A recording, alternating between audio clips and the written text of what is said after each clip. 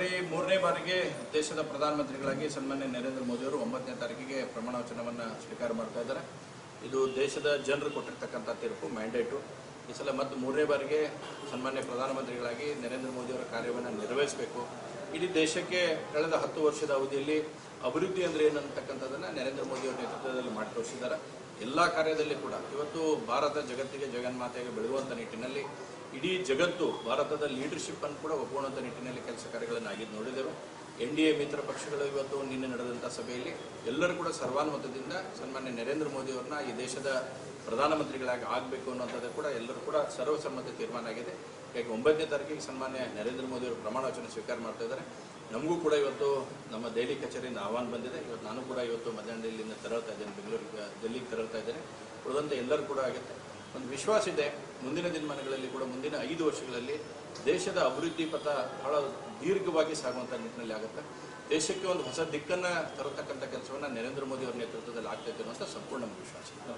ಮತ್ತು ಈ ನಿರ್ಧಾರವನ್ನು ದೆಹಲಿ ಹೈಕಮಾಂಡ್ ಅವರು ತೆಗೆದುಕೊಳ್ತಾರೆ. ಯಾರು ಸಚಿವರಾಗಬೇಕು ಅನ್ನುವಂಥದ್ದನ್ನು ದೆಹಲಿಯ ಸನ್ಮಾನ್ಯ ನರೇಂದ್ರ ಮೋದಿ ಅವರು, ಅಮಿತ್ ಶಾ ಅವರು, ನಡ್ಡಾ ಅವರು ಕೂಡ ತೆಗೆದುಕೊಳ್ತಾರೆ.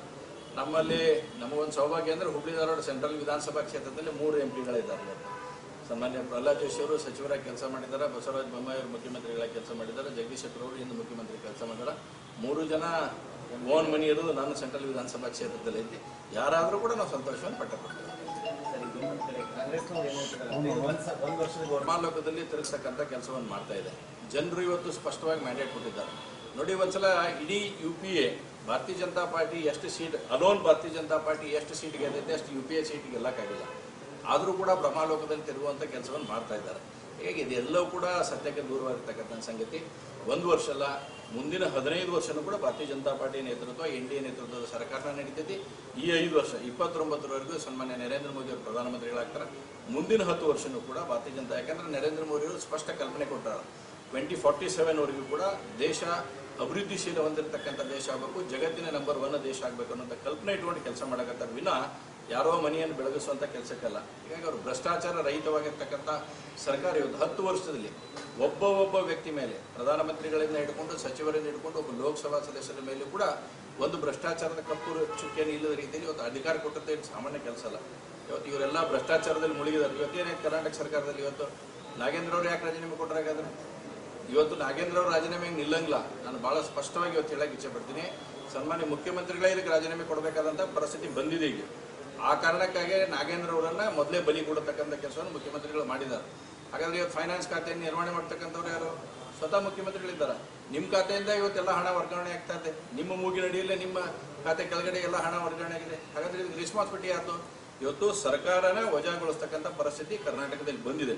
ಭ್ರಷ್ಟಾಚಾರ ಅಂತಕ್ಕಂಥದ್ದು ಹದ್ದು ಮೀರಿ ಹೋಗುವಂಥದ್ದಾಗಿದೆ. 40% ಅಲ್ಲ, 60% ಸರ್ಕಾರ ಆಗಿ ಇವತ್ತು ಎದ್ದು ಕಾಣುವಂಥ ನಿಟ್ಟಿನಲ್ಲಿ ಆಗಿದೆ. ನನಗೆ ವಿಶ್ವಾಸ ಇದೆ, ಇವತ್ತು ತಮ್ಮ ಮುಖಾಂತರ ಭಾಳ ಸ್ಪಷ್ಟವಾಗಿದ್ದೀನಿ, ಈ ಹಗರಣ ಏನು ವಾಲ್ಮೀಕಿ ಅಭಿವೃದ್ಧಿ ನಿಗಮದ ಹಗರಣ ಐತಿ, ಇದು ಸರ್ಕಾರಕ್ಕೆ ಉರುಳಾಗತ್ತೆ. ಸರ್ಕಾರ ಬಿದ್ದರೂ ಕೂಡ ಆಶ್ಚರ್ಯ ಪಡೋದಿಲ್ಲ ಅನ್ನೋದು ಸ್ಪಷ್ಟ. ರಾಜೀನಾಮೆ ಕೊಡೋದಿಲ್ಲ, ಇವರೆಲ್ಲ ಒಳಗೋಕರಿ ಇಲ್ಲ. ರಾಜೀನಾಮೆ ಕೊಡೋ ಪ್ರಶ್ನೆ ಇಲ್ಲ. ಇವತ್ತು ಅವ್ರಿಗೆ ಸ್ಪಷ್ಟತೆ ಆಗಿದೆ. ಒಂದು ಸರ್ಕಾರಿ ಖಾತೆಯಲ್ಲಿ ಇರ್ತಕ್ಕಂಥ ಹಣ, ಅಭಿವೃದ್ಧಿ ನಿಗಮ ಯಾವ್ದಕ್ಕೆ ವಾಲ್ಮೀಕಿ ಅಭಿವೃದ್ಧಿ ನಿಗಮ, ನನಗಿರ್ತಕ್ಕಂಥ ಮಾಹಿತಿ ಫಸ್ಟ್ ಇನ್ಫಾರ್ಮೇಶನ್ ಇರೋದು ಅಂತಂದ್ರೆ ಕರ್ನಾಟಕದ ಒಳಗಡೆ ಮಾತ್ರ ಅದರ ಹಣವನ್ನು ಯುಟಿಲೈಸೇಷನ್ ಮಾಡಬೇಕು. ಆ ಅಭಿವೃದ್ಧಿ ನಿಗಮಕ್ಕೆ ಸಂಬಂಧಪಟ್ಟಿರ್ತಕ್ಕಂಥ ವ್ಯಕ್ತಿಗಳಿಗೆ ಮಾತ್ರ ಹಣವನ್ನು ವರ್ಗಾವಣೆ ಮಾಡಬೇಕು. ನೀವು ಹೈದರಾಬಾದ್ನಾಗ ಯಾಕೆ ವರ್ಗಾವಣೆ ಮಾಡಿದ್ರಿ? ಆ ಹಣ ಯಾಕೆ ಹೋಯ್ತು ಹೈದರಾಬಾದ್ಗೆ? ಅಭಿವೃದ್ಧಿ ನಿಗಮದಲ್ಲಿ ನಾವು ಎದಕ್ಕೆ ಕೊಡ್ತೀವಿ ದುಡ್ಡು? ಅಲ್ಲಿರ್ತಕ್ಕಂಥ ಸಾಲಗಳನ್ನು ಕೊಡುವಂಥದ್ದು, ಸಣ್ಣ ಸಣ್ಣ ವಾಹನಗಳನ್ನು ತೊಗೊಳುವಂಥದ್ದಾಗಲಿ, ಇತರ ಉದ್ಯಮಶೀಲತೆ ಮಾಡಲಿ ಅಂತದಾಗುತ್ತೆ. ನೀವು IT ಕಂಪ್ನಿ ಟೈಪಲ್ಲಿ ಫ್ಯಾಕ್ಟ್ರಿಗಳು ಏನೋ ಓಪನ್ ಮಾಡಿದಾರೆ, ಪ್ರೈವೇಟ್ ಕೋಆಪರೇಟಿವ್ ಬ್ಯಾಂಕಿಂಗ್ ನೀವು ಅಲ್ಲಿ ಕಳಿಸಿ ಅಲ್ಲಿಂದ ಆ ದುಡ್ಡನ್ನು ತಗೊಳ್ಳೋಂಥ ಕೆಲಸ ಆಯಿತು. ಹಾಗಾದ್ರೆ ಏನು ನಡೆದಿದೆ ಅಂತ ಅಂತೀನಿ. ಇದರಲ್ಲಿ ಭಾಳ ಸ್ಪಷ್ಟವಾಗಿದೆ. ಬ್ರಹ್ಮಾಂಡ ಭ್ರಷ್ಟಾಚಾರ ಇವತ್ತು ಕಾಂಗ್ರೆಸ್ ಸರ್ಕಾರ ಮಾಡಿದೆ. ಸರ್ಕಾರ ಉರುಳಾಗುತ್ತಿದೆ. ಇವತ್ತು ಕೇವಲ ಒಬ್ಬರು ಮಂತ್ರಿ ಅಲ್ಲ, ಈಗ ನಿಮ್ಮ ಅನೇಕ ಮಾಧ್ಯಮದಲ್ಲಿಗಳೇ ನಿನ್ನೇನು ತೋರ್ಸಾಗುತ್ತೆ, ಇನ್ನೂ 4 ಜನ 5 ಜನ ಮಂತ್ರಿಗಳು ಹೋಗ್ತಾರೆ ಅನ್ನೋದಲ್ಲ. 5 ಜನ ಮಂತ್ರಿ ಅಲ್ಲ, ಸನ್ಮಾನ್ಯ ಮುಖ್ಯಮಂತ್ರಿಯವರ ಇದಕ್ಕೆ ರಾಜೀನಾಮೆ ಕೊಡ್ತಕ್ಕಂಥ ಪ್ರಸಂಗ ಬಂದು ನಿಲ್ಲುತ್ತೆ. ಇದು ಸ್ಪಷ್ಟವಾಗಿದೆ.